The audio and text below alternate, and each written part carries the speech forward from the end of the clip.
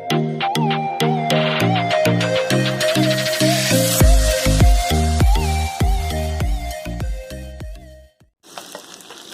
দি দিছোঁ, কচুখিনি দি এতিয়া মই ভাজি ল'ম। নমস্কাৰ বন্ধু বান্ধৱীসকল, কি খবৰ সকলোৰে? আজি মই আপোনালোকৰ আগত শ্বেয়াৰ কৰিম কচুৰ এটা টেষ্টি ৰেচিপি। এই ৰেচিপিটো বাৰু আপোনালোকে কেতিয়াবা ট্ৰাই কৰিছেনে? যদি কৰিছে মোক কমেণ্ট কৰি জনাবচোন, বিৰাটেই টেষ্টি হয়। আৰু যদি এতিয়ালৈকে মোৰ চেনেলটো আপোনালোকে ছাবস্ক্ৰাইব কৰা নাই তেতিয়াহ'লে প্লিজ ছাবস্ক্ৰাইব কৰি কাষতে থকা বেল আইকনটো প্ৰেছ কৰি ল'ব, যাতে মই নতুন ভিডিঅ' দিলে আপোনালোকে ন'টিফিকেশ্যন পাই যায়। এতিয়া ব'লকচোন ভিডিঅ'টো আৰম্ভ কৰোঁ। মই কচুৰ ঠাৰিটো মিহি মিহিকৈ কাটি লৈছোঁ, অকণমান বুট আৰু সৰু সৰুকৈ আলু কাটি লৈছোঁ, কলখাৰ আৰু ফুৰণ দিবৰ কাৰণে লৈছোঁ পিঁয়াজ, এটা পিঁয়াজ লৈছোঁ, আদা নহৰু পেষ্ট, জলকীয়া, আজৱাইন, পাঁচফোৰণ আৰু তেজপাত। মই কচুৰ ঠাৰিটো বুলি যে কৈছোঁ বহুতে নুবুজিবও পাৰে, সেইবাবে মই এখন ফটো ইনচাৰ্ট কৰি দিম, চাই ল'ব। এতিয়া মই কেৰাহী এখনত 3 চামুচ মিঠাতেল দি দিছোঁ। কেৰাহীখন গৰম হোৱাত মই দি দিছোঁ 2টা তেজপাত, তাৰপাছত দিছোঁ জলকীয়া, পাঁচফোৰণ, আজৱাইন, এই গোটেইখিনি দি লৈছোঁ মই প্ৰথমতে।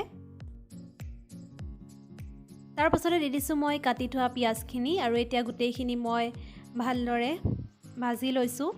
আপোনালোকে পিঁয়াজখিনি অকণমান গল্ডেন ব্ৰাউন কালাৰ অহালৈকে ভাজিব, তাতকৈ বেছি নাভাজিব।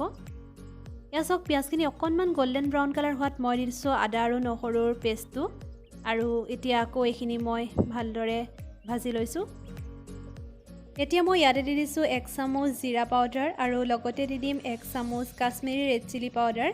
এই ভাজিখনত মই বেছি মছলা ব্যৱহাৰ নকৰোঁ, বেছি মছলা ব্যৱহাৰ কৰিলে ভাজিখন খাবলৈ ভাল নালাগে। আৰু লগতে দি দিছোঁ অকণমান চেনি, এইটো অপশ্যনেল হয়, যদি আপোনালোকে দিব বিচাৰে দিব পাৰে।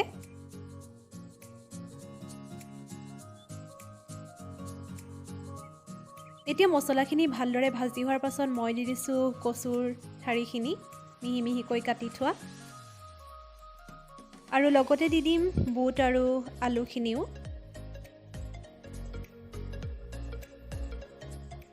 আৰু লগতে দি দিছোঁ সোৱাদ অনুসৰি নিমখ।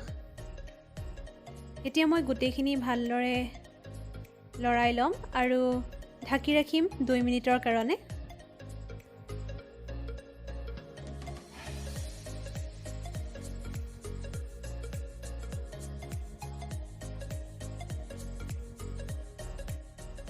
দুই মিনিটৰ পাছত মই আকৌ ভাজিখিনি ভালদৰে অকণমান লৰাই লৈছোঁ।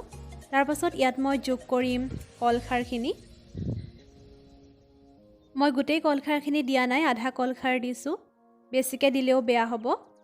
আৰু কলখাৰ দিলে হালধি ব্যৱহাৰ নকৰিব, নহ'লে ৰঙা হৈ যায়। আপোনালোকৰ যদি কলখাৰ নাথাকে তেতিয়াহ'লে ছ'ডাও ব্যৱহাৰ কৰিব পাৰে, কিন্তু কলখাৰৰ দিলে যিটো টেষ্ট হয় সেই টেষ্টটো বেছি ভাল লাগে। কলখাৰ যোগ কৰাৰ পাছত মই 3 মিনিটৰ কাৰণে ঢাকি ৰাখিছিলোঁ, আৰু 3 মিনিটৰ পাছত চাওক আমাৰ ভাজিখন সিজিবলৈ আৰম্ভ কৰিছে। এনেদৰে আকৌ মই 5 মিনিটমান সময় ভাজি থাকিম।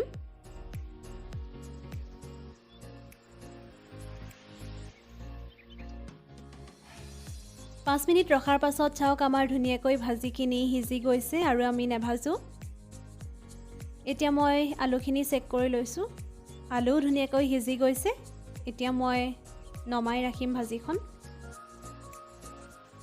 এয়া চাওক, কচুৰ ঠাৰিৰ ভাজি ৰেডি হৈ গ'ল। যিসকলে খোৱা নাই এবাৰ খাই চাব, বিৰাটেই টেষ্টি হয়।